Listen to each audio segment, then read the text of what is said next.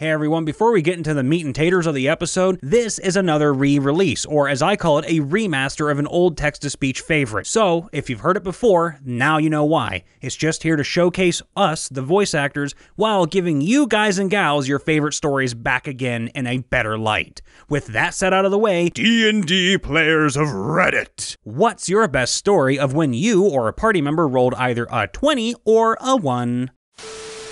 Our group has a joke that one of the group's members' grandma is a holy deity, since she always bakes us cookies, calls us on our birthdays, etc. Basically is sweet all across the board. Well, our DM made an entire campaign on her being kidnapped and us going to rescue her. This campaign lasted roughly 7 months. When we finally get to the wizard keeping her captive, he is giving us a speech while standing in front of her, seated and chained up. Me, a Dilster Fugnut, draws my bow and shoots an arrow at him. I roll a nat 1. The wizard steps to the side. My arrow hits Gram square in the face, killing her instantly. I hold the title Grandma Slayer. I really shouldn't laugh at that, but it's gonna make me piss.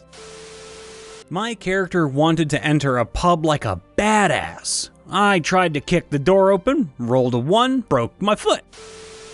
We were against a much more powerful boss than we could handle, so we had to flee. It was an undead. She was an evil queen of our land some 100 years ago, and someone brought her back to life. Sadly, our bard was stuck on the other side of the room and could not get out. He decided that with his charisma, he would try to woo the queen into marrying him, thus escaping death. Our GM thought it was ridiculous, so he just went along with thinking he would solve the problem one way or another, as he really didn't want one of us to die at level 2. He told our bard to roll a d20, and he got a 20. Now our GM had to uphold the critical charisma while also not ruining the boss's ambitions. It resulted in our bard becoming a spy for her, but he would also spy on her. Honestly, it was too funny seeing our GM and bard improvising a love scene on the spot between a character about to be killed and another trying to resist his charms and marriage advances. A friend was running a game where there were an impossible amount of 1s being rolled. Finally, he gave up on the normal stuff and just said, "You shit your armor." The next action that character took rolled a 1, so he says, "You slip and fall in your own shit." We were supposed to rescue a kid with strange powers, but our encounter was not going well. DM made the demon holding the kid sprout wings and start flying away with him. As the ranger, I rolled the hit with a bramble arrow to stop the demon escaping the field. I convinced the DM to give me advantage, still rolled 2 1s. I asked if a critical miss could mean I hit the kid instead. DM said he'd allow it. I used the spell slot to add force damage, hoping to knock the kid loose. It worked, but I rolled basically all max for damage. DM said the demon dropped the kid and he landed on a root and got impaled. Instant death. So instead of his original plan, which was for the demon to escape and us to track him down and actually rescue the kid from a winnable fight, the whole campaign derailed into finding a powerful wizard who could resurrect our very dead kid that no longer mattered to the forces of hell. I made an oopsie.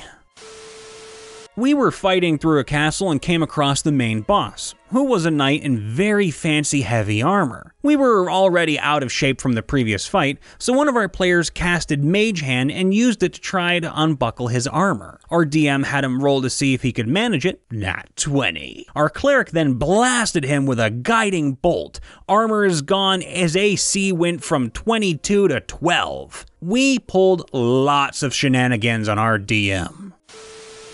It was pretty early in the campaign of my first ever game. Our group was in some place, a conference hall I think, and being attacked by some lizard dude who was supposed to be more than a minor villain in the campaign. I think, I never found out for sure. My character was an ex-marine and big game hunter or something like that. Lizard guy shows his face. What are you going to do? I shoot him in the face with X. Some big ass gun that did insane damage. The DM's walking me through. Well, you're going to need to roll very high to do that. I get the roll. Well, now you're going to have to roll to see where you hit him. I get a high roll to hit him in the face. Well, now you're going to need to roll for damage. I roll for highest damage possible. The DM just stares in shock. I guess he's dead. I think I shaved a few hours off the campaign by that move.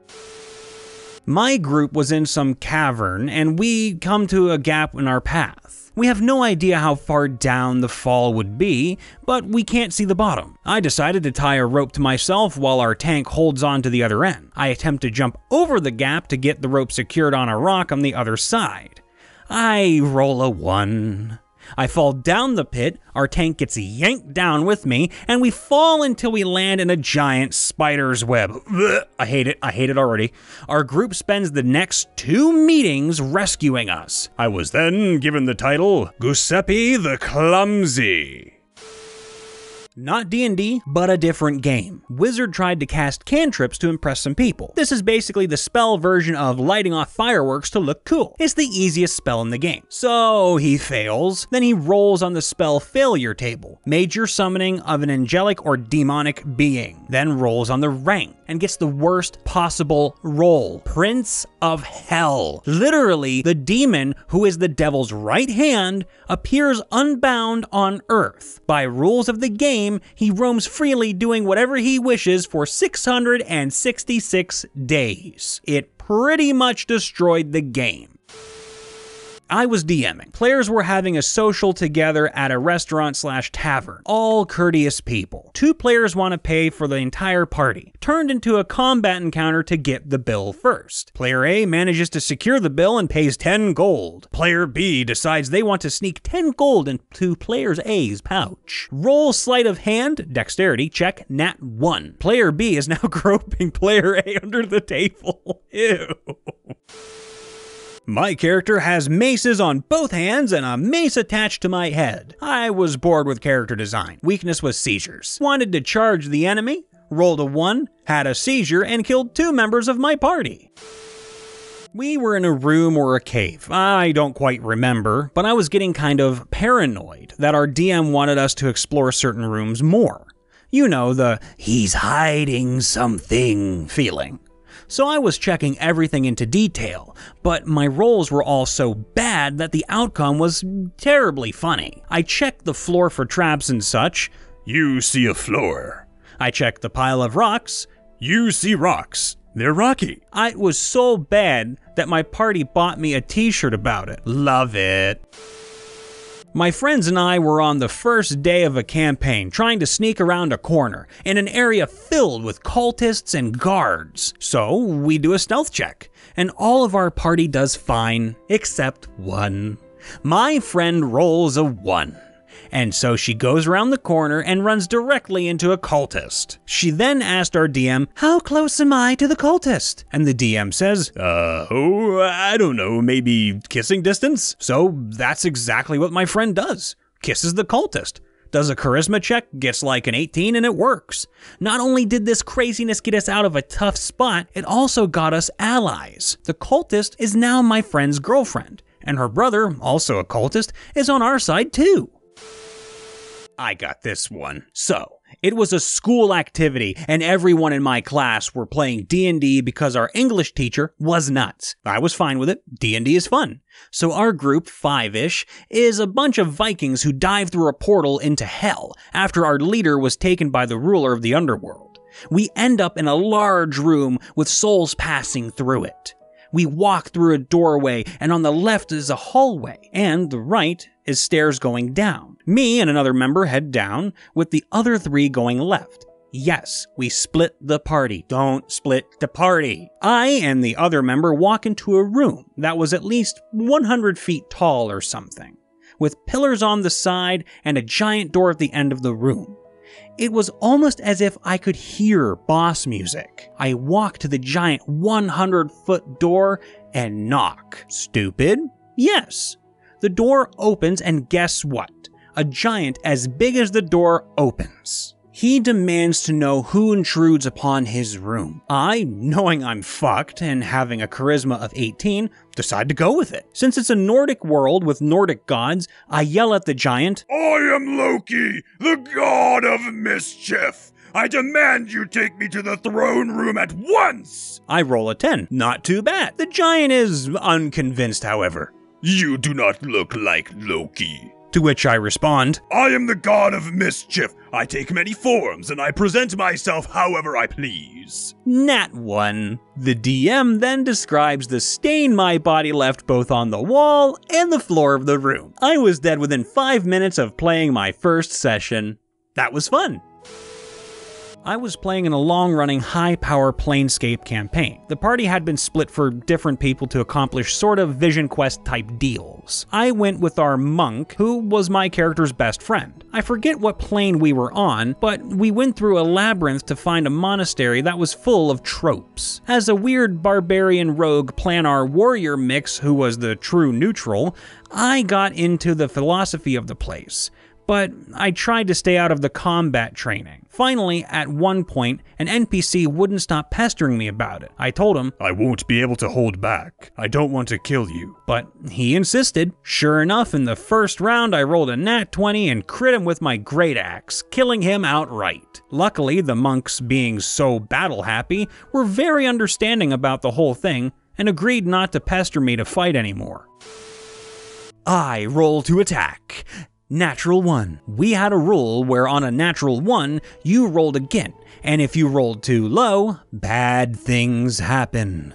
So I roll again. Natural 20. DM isn't sure what to do. He has me roll a third time. Second natural 20. After a little while thinking on it, he says, you do something cool, completely accidentally. While attacking that guy, you slipped somehow and ended up scoring a critical hit on the other enemy you're next to.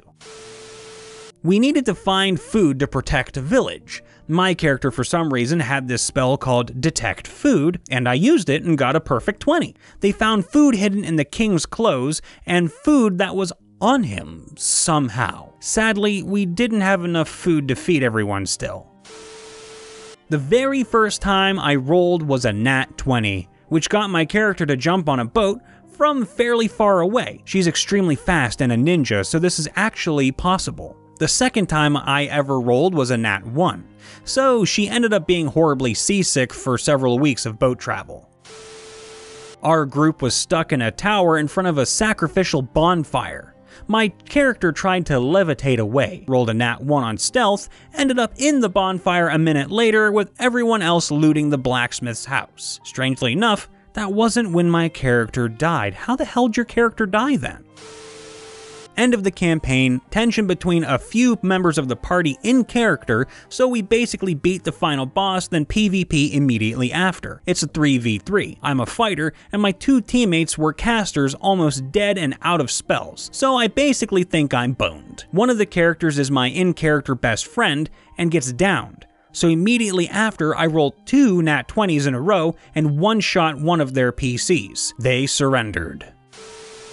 I had a DM that was a real sadist. He would often make encounters without properly checking the combat rating, my favorite being the time he sent a creature after us that could only take damage from magical weapons, a right, I believe. We were first level and ended up beating it to death with a magical lantern we had, so let that set the stage for you. Party of 4 doing an arena fight. I was playing a barbarian wielding a scythe. We are fighting a mote of light, which we discover is a will-o-wisp. We may have been 4th or 5th level. Anyway, during the fight, our player with the highest attack finally rolls a 19, and we hear the same word we've heard the entire encounter: miss. The DM had forced the party into a fight where we could only hit on a critical, and it's a cage match, so we can't flee. Paladin is already down, and the cleric is out of magic. Now, my barbarian is nearing the end of his rage, and I was sinking everything into a power attack,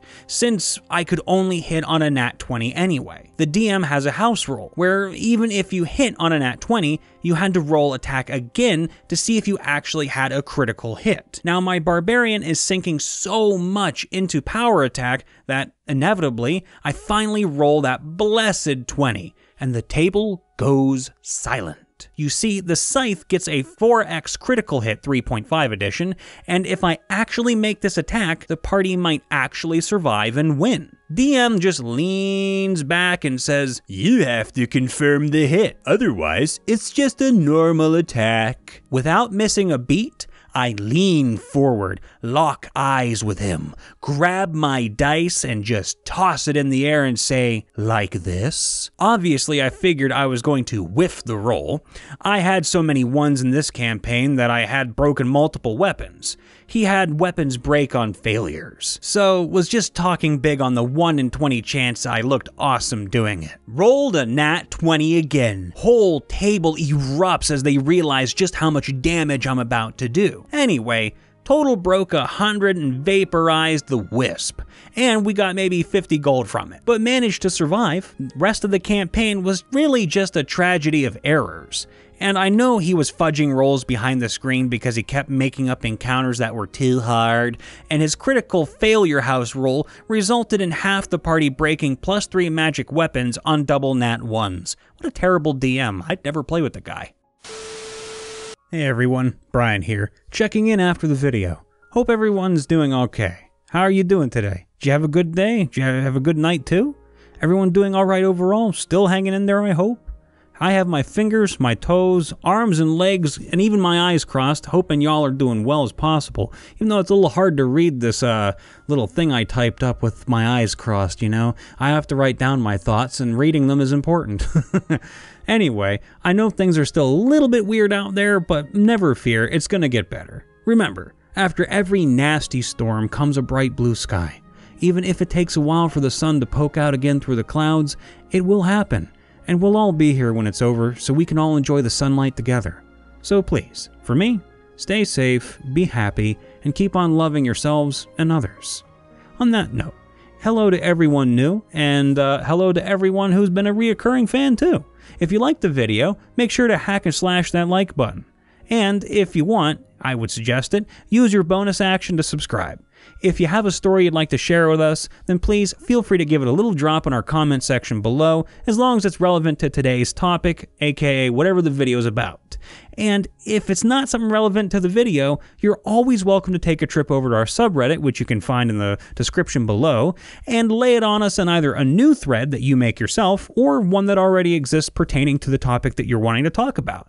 Trust me, we read everything you guys and gals post. No joke. No fuss. We are literally combing through hundreds of stories that you people are putting out for us, and we love every little bit of it. I do, Dave does, Scott does. It's fucking great. I can't wait to see more, so please lay it on us. All of that out of the way, I truly hope July goes well for each and every single one of you in every aspect, mental, physical, and financial. So laugh, cry, rant and vent, cheer and dance, whatever you need to do to get through all of this shit. Do it. Don't bottle it up. Let it out. Let it all go in front of your friends and family, because that's what they're there for. They're there for you. So are we. But do so with kindness for yourself and kindness for everything and everyone around you, because we're all in it together, folks. See you next time, ladies and gents. Bye for now.